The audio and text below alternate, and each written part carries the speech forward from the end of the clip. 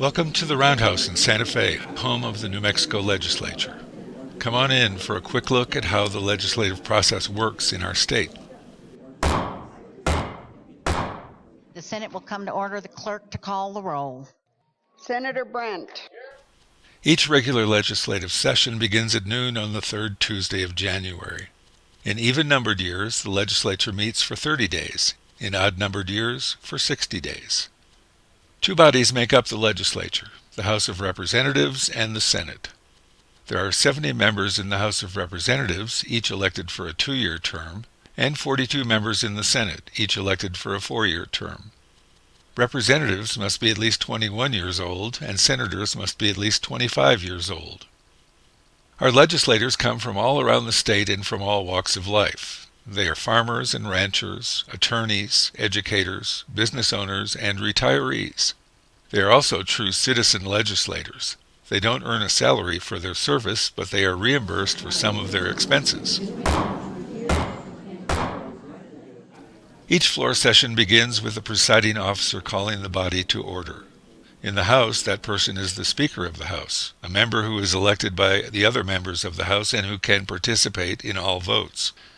In the Senate, the Lieutenant Governor presides, but unlike the Speaker of the House, the Lieutenant Governor doesn't vote unless the Senate is tied.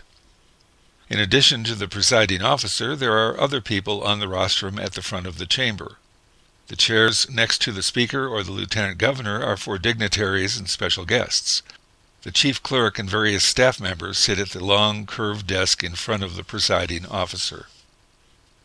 Every year, the legislature has to consider hundreds of bills in just a few weeks, so it relies on a well-established committee process to spread the work. If, as a concerned citizen, you want to testify for or against a bill, you may do so during a committee hearing when the bill is being considered.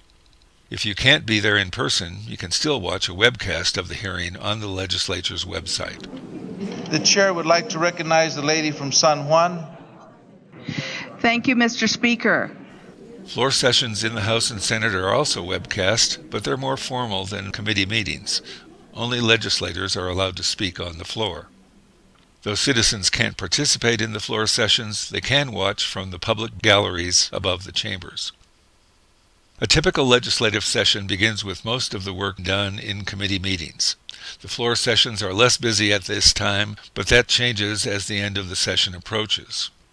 Floor sessions become longer as the committees wind up their work and send bills to the floor for votes.